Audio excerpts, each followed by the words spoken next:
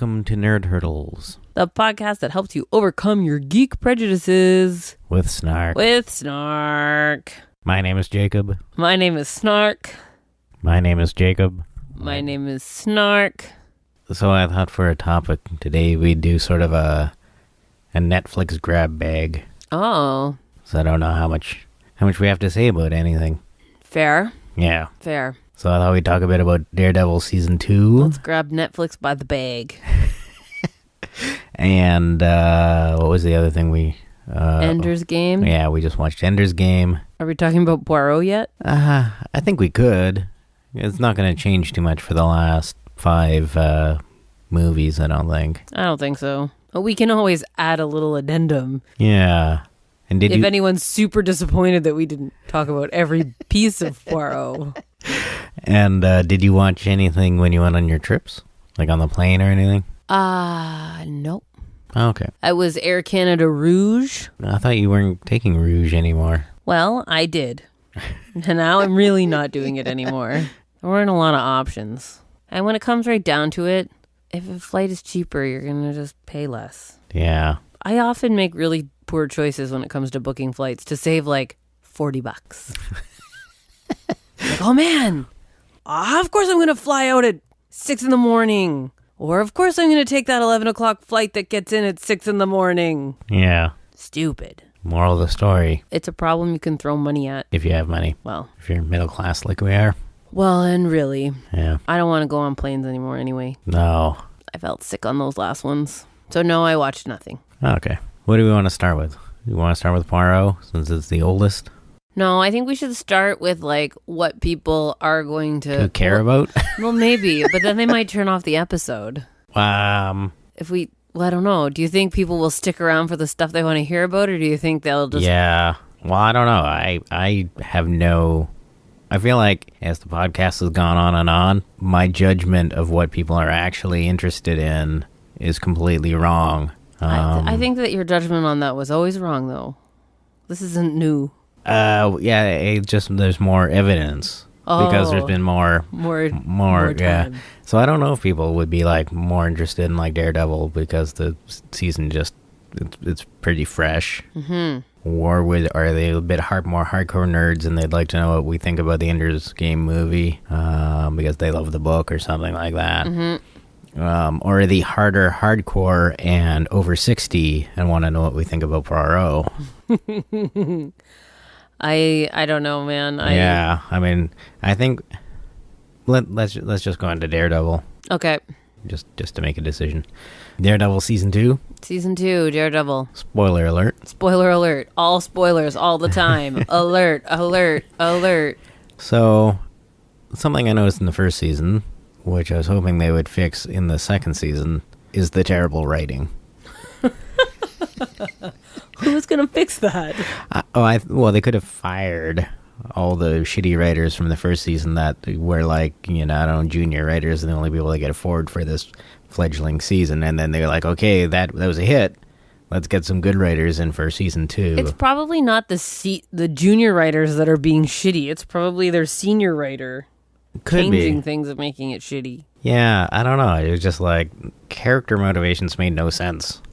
Not like even in an arc. But like just within a scene, this is the way characters react in this kind of scene, except they didn't like actually bother to write it going in that direction. Well, it wasn't even like, because you could almost say, they didn't have time to put it in because of all the action, which could be acceptable, except every episode has some kind of long, drawn out, boring ass monologue.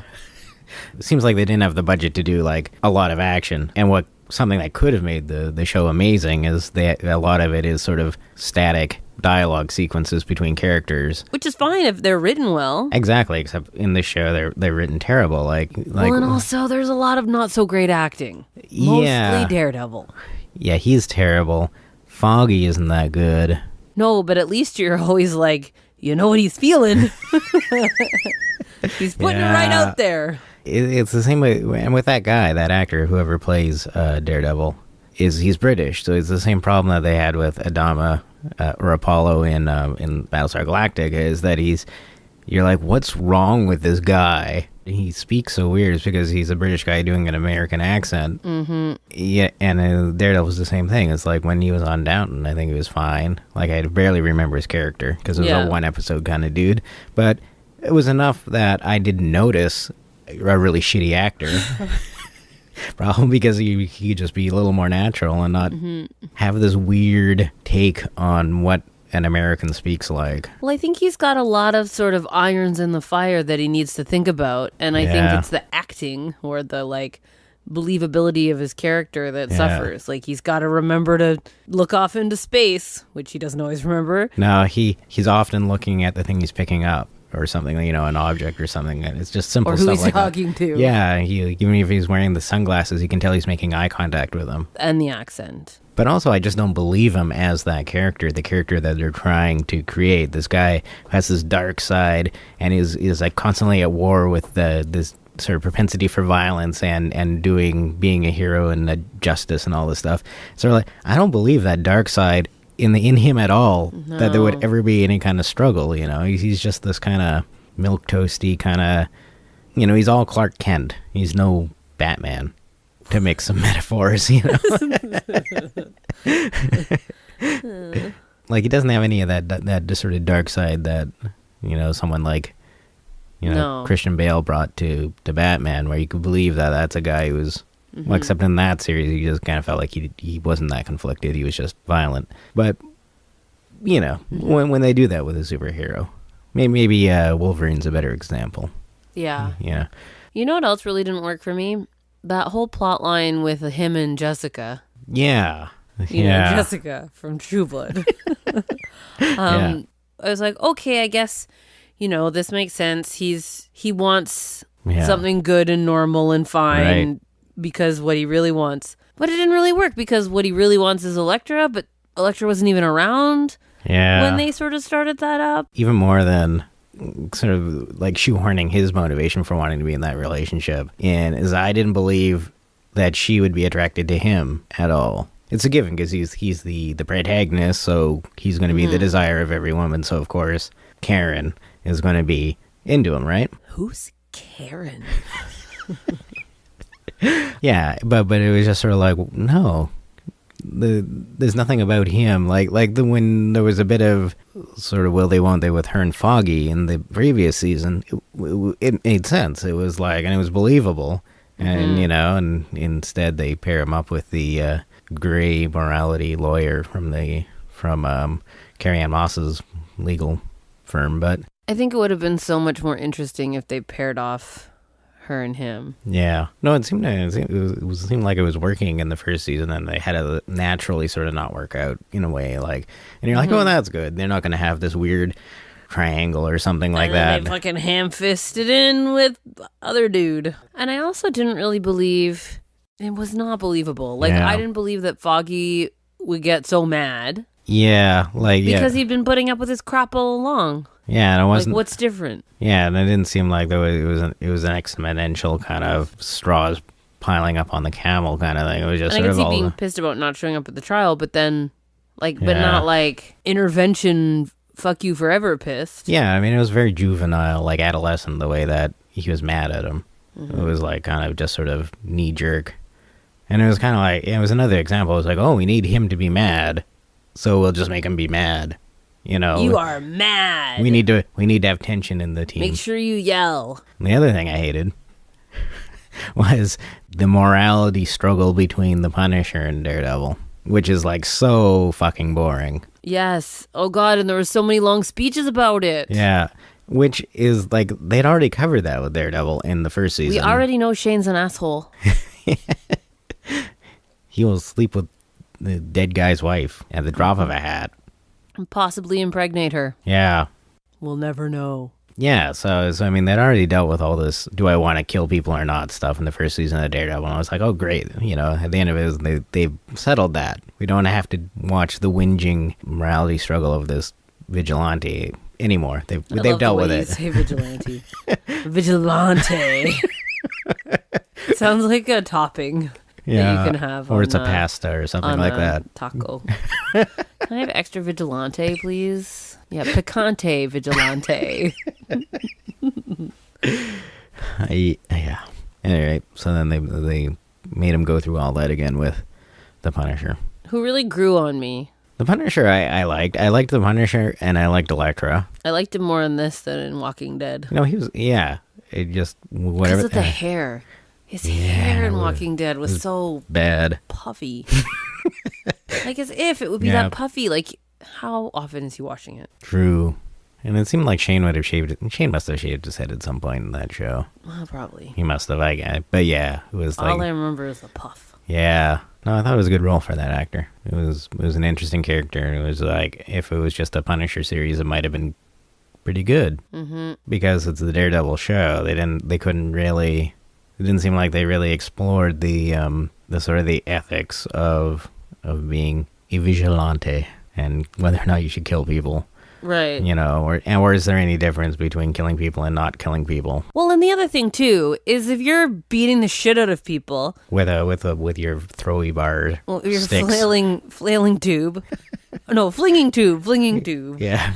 Yeah, there's no way you're not going to accidentally kill people sometimes. I mean, he certainly must have given some of those thugs, brain damage, because he's like giving them concussions, and I don't know, it's this heavy metal tube that is bouncing off their skulls. That's not killing them. No, I mean, maybe not today, but down the road, they're certainly going to have complications associated with those concussions. And it seems like sometimes he'd like throw them off buildings or something, and they would down the stairs. Downstairs. Like, plus, he burned that guy to death in that building, so he thought.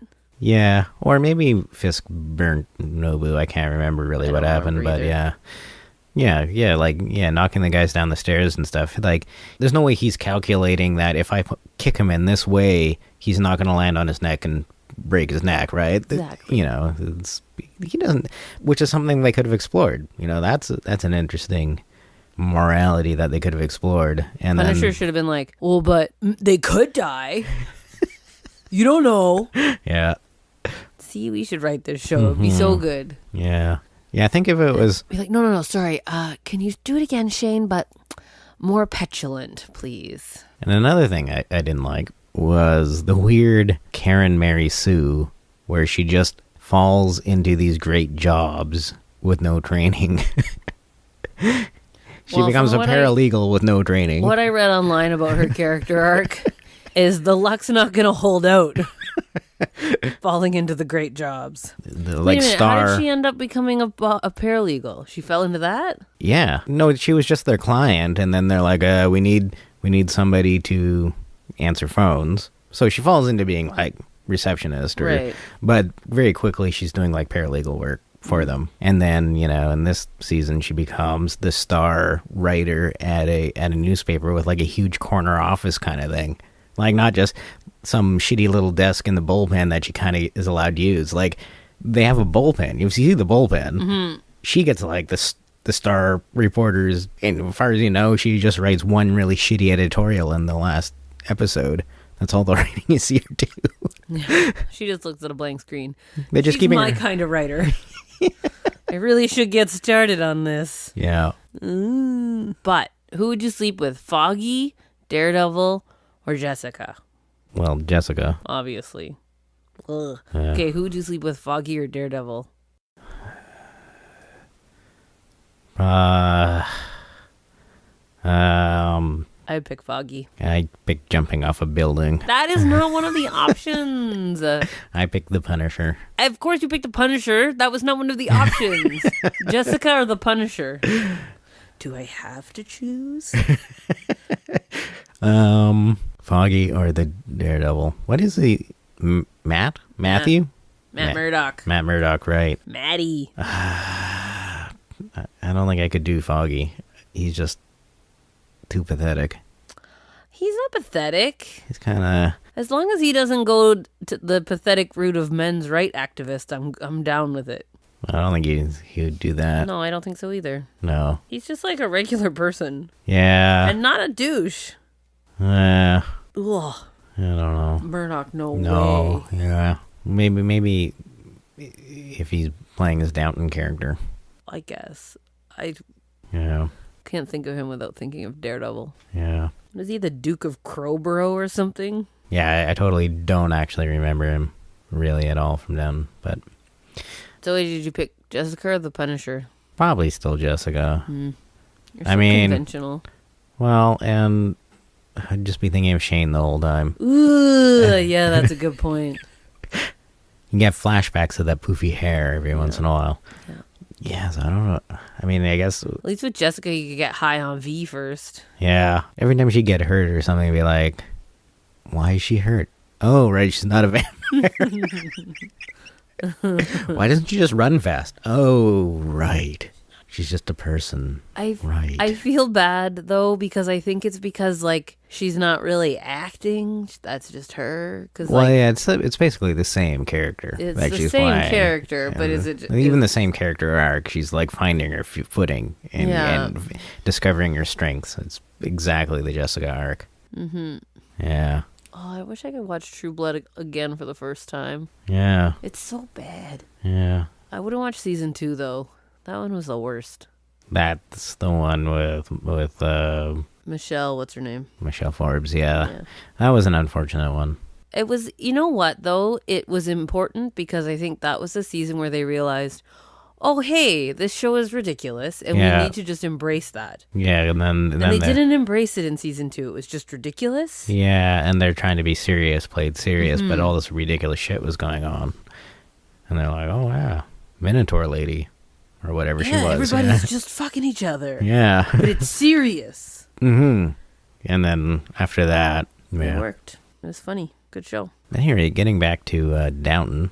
Okay. We'll segue from. Are we going to talk about Downton? Yeah, why not? That's Okay. something. That is something we watched. We Season got it 5. from the local library, Yeah. listeners. So season 6 is playing now. I don't know. Something like that. I know that it's not season 5. There's another Yeah. season. I was just wondering. So anyways, yeah, we watched season 5. That's Yeah. something we watched on but it wasn't Netflix. Not Netflix. We just Oh, watched maybe it. we can't talk about Oh it. my god, we can. It's like I don't remember what happened in season 5. I mean, Matthew died. Daredevil was not in it. All that shit with Bates and Anna. With the Oh, murder of Mr. Green. right. That was fucking tedious and continues to be tedious. Yeah, they're dragging that out a bit. Edith and the baby. Right, and That was fucking tedious. Irish guy Tom. deciding to go to America. That was tedious. Was fucking tedious. And they Mary trying to figure out who she should marry. tedious. Fucking tedious. And also, she's kind of a lot less likable. It seems like as a character. But Mary was never likable. She was never likable, but she was kind of like, Ubble.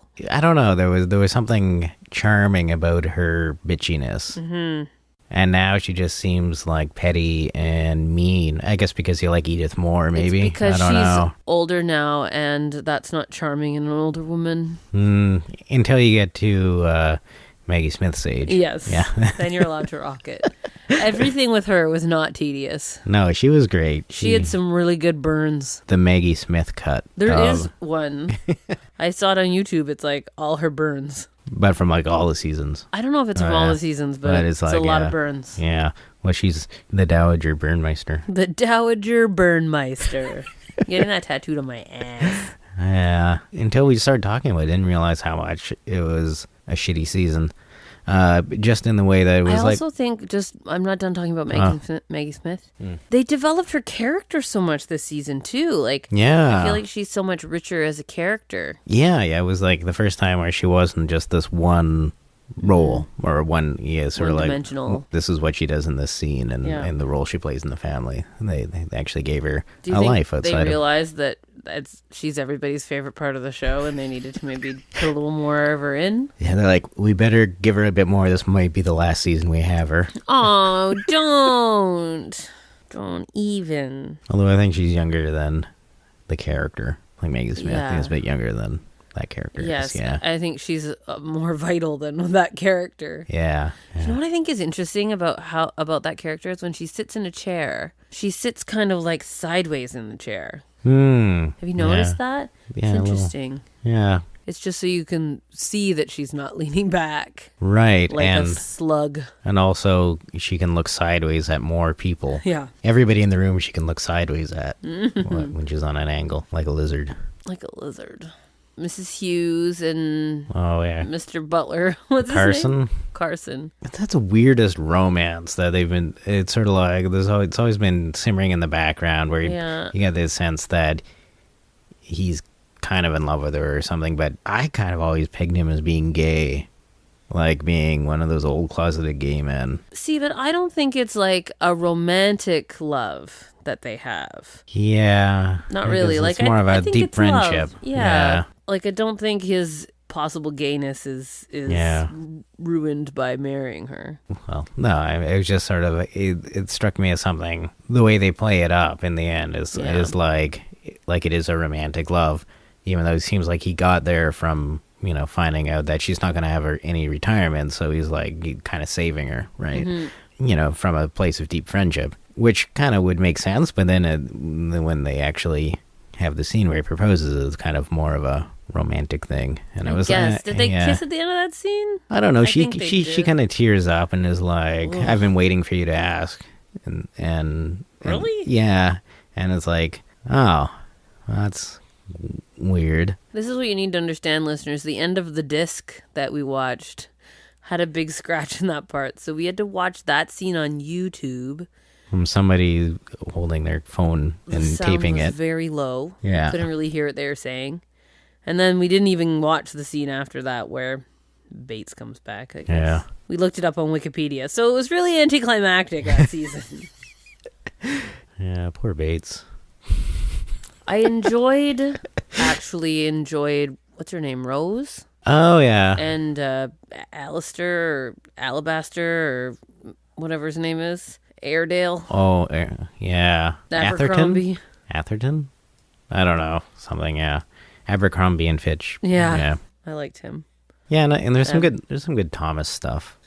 Thomas was good. I like the part where Mary is just like, I've got this problem. Can't you get Thomas to be a sociopath for us? Yeah. Yeah. It's important to know the strengths of your employees. Yeah. I know there's a reason why we inexplicably keep this malicious sociopath around. Someday we're going to need him. Mm-hmm, mm-hmm. For instance, this time. I love how she was like, oh, this is my fault. Yeah. Yeah. I pulled the trigger on Thomas and the bullets ricocheting. Yeah. That was pretty good. Mm-hmm. But yeah, it was a disappointing season. And then kind of in that way where you feel like, this whole series is running out of steam. They've kind of done everything they can do with that setting and that set of characters. Everything they do is a bit of a rehash. So I think that's kind of why it feels so tedious to see them working through these decisions. Has the stock market crash happened yet? No, they're only in 1924. Oh, they're that early still? Yeah, I was surprised because I thought it felt like in other seasons they were kind of motoring through history without the characters aging, and they're doing this like weird kind of... Yeah. But yeah, the beginning of it was like 1924, and I was like, oh, that's about the year it should be. This is really weird. I thought they weren't doing that. Maybe they... When does World War II start? Oh, 39. I think. Right. Yeah. I didn't realize that the Nazis started up that early. Yeah, well I think Hitler is in jail for 5 years from around that point on. Man, I totally, when they were talking about him getting roughed up by some thugs in brown shirts, I was like, what the fuck are they talking about? Why are they wearing brown shirts? And why is that crucial information? Because couldn't they have just changed their shirts by now? Yeah, and how would they wouldn't know who they were? Yeah. Yeah. I don't know. I was reading something on Wikipedia and I was like, they didn't give any more information than that, but it just, in print, I was like, oh, right. Yeah. Well, then this can segue into the to talking about Poirot, because there was that one episode in Poirot where one of the character or suspects' boyfriends was one of the British black shirts, the precursors to the National Front movement. And that was interesting. I don't know about that. What do they do? Well, they're just like the British Nazi Party. Oh. Yeah. Now they're kind of like the Tea Party. I mean, they're racist, Isn't that Isn't that Britain First? and they're called Britain First. Oh, that's the same Or thing? or UKIP or whatever. I mean, all those It's all things. the same thing? All those things are National Front. They have their roots in that those British Nazi characters from that Poirot episode. This is what I don't understand about all of that shit. So, like, people in charge of organizations like that, I feel like you can't be, like, in charge of an organization like that or be high up in an organization like that and be stupid. Yeah, no. So, if you're not stupid, you can't be racist. Like, intelligent people are not racist. Well, You can't be. It doesn't make any sense. It's illogical. it's illogical, but So are they actually racist, or are they just using it as a tool to like control the masses, the unwashed masses? some or use it as a tool. But I think being intelligent doesn't mean you can't have completely wrong, emotionally based beliefs, which is what racism basically is. How is it? But you can't. Just because. So what if you have a feeling about something? You can't logically realize that that's. But intelligence stupid? And logic are two different things. Like you have types of intelligence. Yeah. Sure. And I think you could be the type of intelligence where you could be in charge of one of those organizations and oh my God, and not it's because I've been tricked into the idea that we exist in a meritocracy and that people would be in positions like that because they actually earned it or were smart enough to have it, but that isn't even the case. No, I mean, look at Rob Ford. I mean, he was clearly not that smart a guy. Smart enough to be able to get by, but I mean, his popularity had nothing to do with intelligence. Kathy wished him dead and it happened. That's true. It wasn't just her wishing him dead, I don't think. Well, I didn't hear anybody else actually wish him dead. Yeah, I don't know, I guess, but yeah. I don't go around wishing people dead. Yeah. She wished him dead. She did. And it happened. That's Careful, true. people, she's a witch. True, he's totally dead now. Yes. He was 100% not alive. 100% dead. And I feel like it happened like slowly enough over enough time that he's not quite martyred. It seemed like it was getting close though, when they had his body lying in state at City Hall, and which was weird. And then they tried to make a big procession kind of thing. To it, hundreds, if not thousands of people went. Yeah, I like to believe not thousands. No, It was well, just many hundreds. There's no way it was. If he had expanded the subway system, his supporters from the outlying areas could have gone there more easily instead of Well, the other thing too, though, it was on a weekday. Yeah. And when they did it for Jack Layton, it was on the weekend. That's true. It's better planning. And a lot of Rob Ford supporters, of course, are unemployed. They should have been able to go. They can go anytime. Yeah. Yeah. Oh, look at us. Classist assholes. We're just like Mary Crawley. Nicer to our siblings, though. You don't have any siblings. I mean, it's a technicality that I am nicer to my siblings by default, but yes. I wonder if I had siblings, if I would be a completely different person. Mean like Mary. Why do you feel like you guys have a kinship? No, not really. But I'm just like, and that was I felt like it was kind of a flaw in that season too. It just sort of like her meanness to Edith. Where did that come from? Why is it there? It was sort of like it was again they're just writing to have an outcome without like because it seemed she like was always kind of like mean to Edith, but not so mean. Not like I wish you weren't here. Just so more vicious. like. Just purely you're vicious. lame. Yeah, but she's like actively vicious. And I guess they were kind of, I don't know, trying to, I don't know, yeah. It was just, I could sort of see some of the stuff with the whole like kids parent thing. Yeah. Because I could see that being a reaction that someone would have in that situation where you're not really actively parenting your children. Yeah. And then Edith's reaction to this kid might, make you feel like you were not good enough, not caring enough. Yeah. But the rest of it, no. And even that, they says like they didn't develop it enough. Mm-hmm. It was just sort of there, and kind of feel like we're extrapolating that was what was going on in their heads. Yes, but if that had been outlined blatantly, we would be saying, wow, they really needed to hit us over the head with that, didn't they? Whoa, that was a little bit too much expository dialogue. Which they usually don't shy away from. Which is, I guess, maybe why I feel like they weren't setting it up well enough. But yeah, Poirot, similar time period, same country, It's quite a bit later. Poirot's quite a bit later. Yeah, it's more like in the 30s. Now with the now that they're doing the books, where whatever season we're in now, like 8 Right, plus, you never know what you're gonna get, kind of thing. Yeah, because they seem to be setting them in the same time frame as the books. One of my favorite things about Poirot is how they use the same setting over and over and over and over again and try to film it from different directions so you don't notice. That one Art Deco house in the English countryside. Yeah. And it's like, wait a minute. I've seen that staircase before. Wait a minute. You just flipped the film for this one. It goes up the other way this time. Yeah. Also, I really like that Hastings is stupid. Yeah. I also really like that he is, like, obsessed with women in the dopiest possible way. And cars. I say. She was quite a beauty. I say. I really, really enjoyed that one scene where he was, the murderer had disguised herself by wearing makeup that made her look like I think she was posed as the help or like a maid or something. A nurse. She was like a companion-y nurse type person. So she darkened her eyes and, and made herself look sickly or you just kind of... and had her hair styled in a bun kind of thing. So Hastings is like...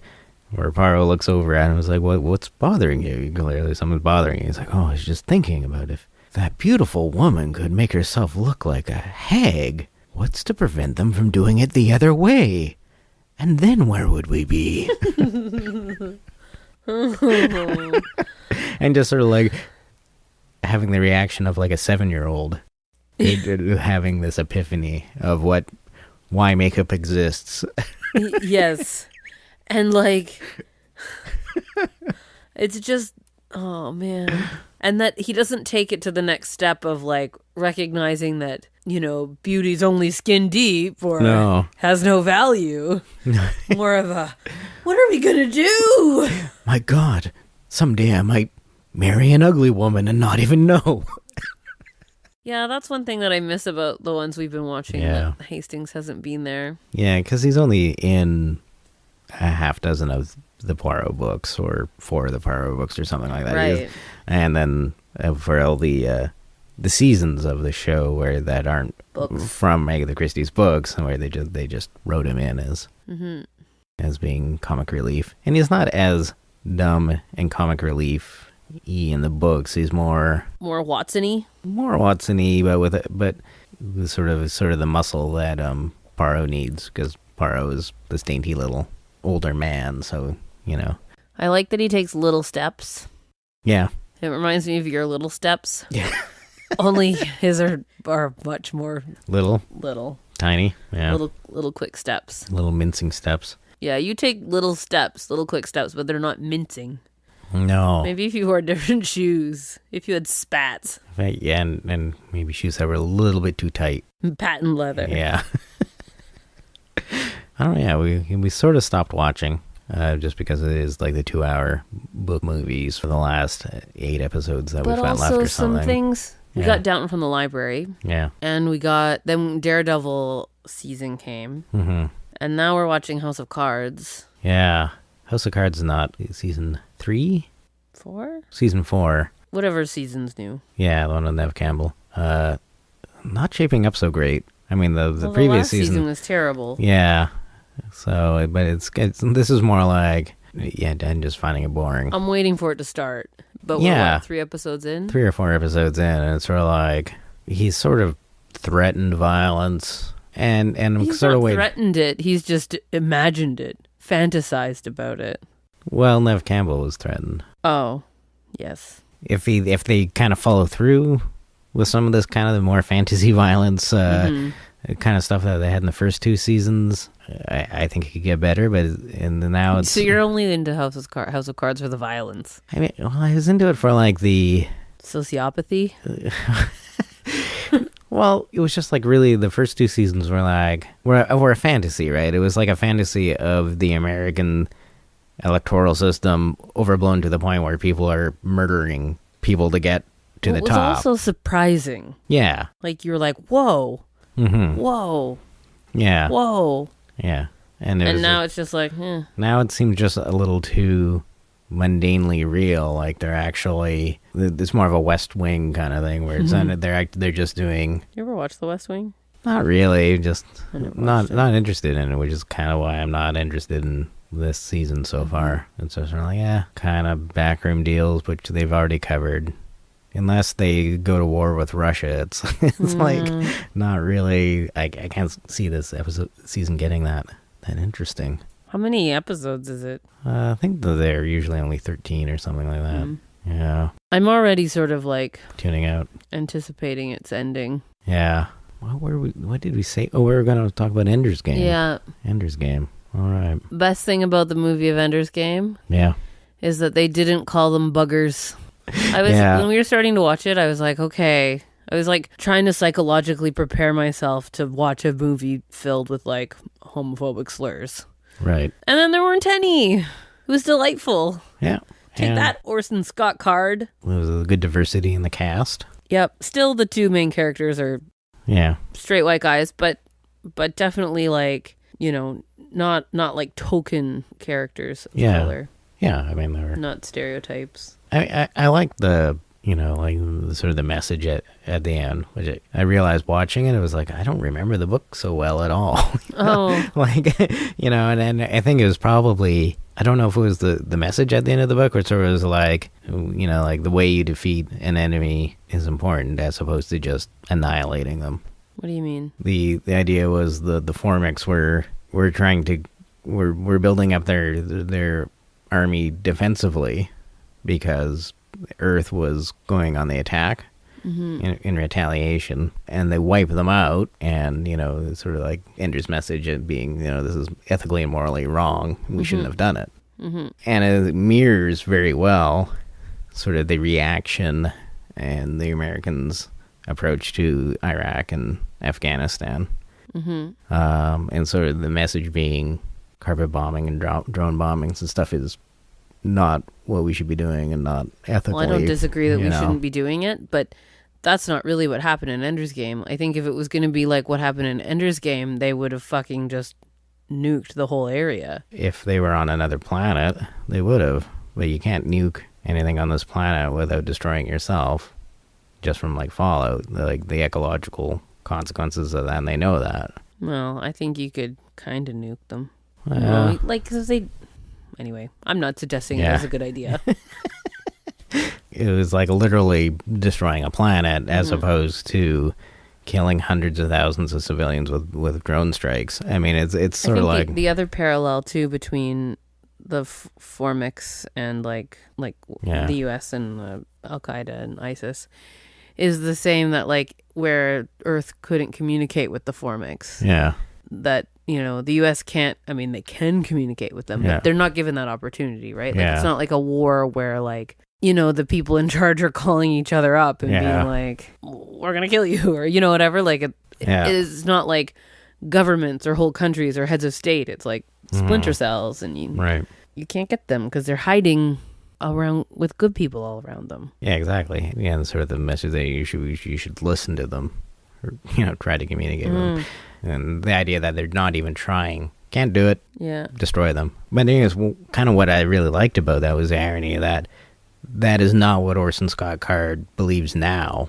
Whether or not that's sort of a message in the 80s when he wrote that, before there was the Gulf War and everything, is that like he's literally written books about how they should blow up the Middle East. God. And stuff, right?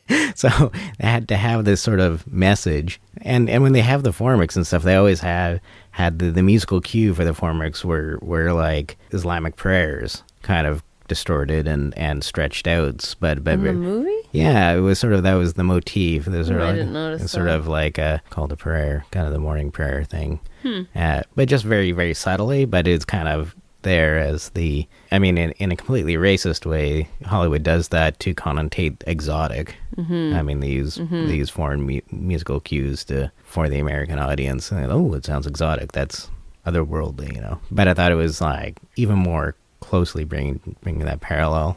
It was conscious. Man, Orson Scott Card, what faith is he a part of? I don't know. I assume Christian. Yeah, but what kind? Anyway, I don't know. He's Well, he's Mormon, isn't he? I don't know. I can't, yeah, I don't, yeah. Anyway, Yeah. he gives them a bad name. He does. Yeah, so I was glad to watch it because I really like the book Ender's Game, but I really hate Orson Scott Card. Yeah. And I really didn't want to, like, in any way contribute to Him by getting paying money. for that in any way whatsoever. I'm pretty sure Netflix doesn't keep track of how many people watch something and pay out that No. way. I think they pay up front Yeah. for licensing. Yeah. So, I mean, I it guess all contributes. technically I'm giving him money, but Probably not that much. no. For me alone, No, yeah. like less than a penny. Probably. So the other thing about that, it was like you could see there was reasons, financial reasons why they did it, but making the kids like 5 or 6 years older than they were in the book. Like obviously they wanted it to be, like Not like herding cats. no, just I think marketing. They wanted kids the age of the kids in the movie to be like, get that Harry Potter money kind of thing, right? Yeah. As opposed to these creepy preternaturally 5-year-olds. Also, the problem with casting the little kids in it like it's meant to be is then people would probably get this idea in their mind that it's like a movie for little kids, which it absolutely is not. Like even smaller kids, yeah. Yeah. Like I don't even know that it's for. Well, I guess it's for the age of the kids that were in it, like teens. Yeah, I mean, ultimately, it's not like the book is a book for elementary school kids. It's not. It was written for adults. A lot of schools do it in grade 9. Yeah, but not grade 5. No, no. So I think I realized that is a legitimate reason why they couldn't have actually cast, the proper age of kid. Mm-hmm. But it still disappoints me. They're basically like 5 or 6 in the book. Yeah, I think so. But they act like adults. So you'd probably either have casting problems or it'd have to be like a certain amount of like computer, they'd be all played by Andy Serkis or something like that. and then computer generated 5-year-old bodies. Yeah, it was impossible. I don't know if it was impossible, but I could see it being like problematic. They could make the perfect Ender's Game movie and then be like, can they do that? Or can they afford Harrison Ford? And which is going to be better in the box office? Yeah, exactly. But then it would be the box office problem. It was like, other than fans, sci-fi fans of the book, would anybody want to watch this movie? I don't know, but it would have been cool to see those creepy little kids. I mean, it was good. It was pretty good. I don't know. It was better than I thought it would be. Harrison Ford was a lot better than I thought it would be. Like, because really all I've seen him in lately is Star Wars and that fourth Indiana Jones movie where he's like asleep for both of those pretty much. Like it was just sort of like, if you have such a disinterest in being in movies, why do you keep being in movies? Because you clearly do not want to be in movies. You're like, I don't think you're broke. I haven't heard about you being broke. Maybe he's just tired. He didn't really seem tired in Ender's Game. It was like it seemed like he actually came to work and put in a pretty good performance and did some actual acting. Seemed to be present. Viola Davis was good. Always. As always. And they had some good playing off each other. That was quite good. Some of those kids were really good, too. Yeah. I like Bonzo. Yeah. I could see him being in other stuff afterwards. He had a certain amount of charisma. Yeah. And, there's always call for that Dick character, so... Yeah. He seems to be good at that. Well, I felt like they were using some kind of weird, like, forced perspective to make their heights different. Right. But I don't think they were. No. Because I looked it up, and the actor who plays Bonzo is 5'1". And then the kid who plays Ender, right. now he probably wasn't this tall then, but he's 6 foot. Oh, okay. That also didn't work for me. Like, Bonzo needed to be more of a physical threat to him than he was.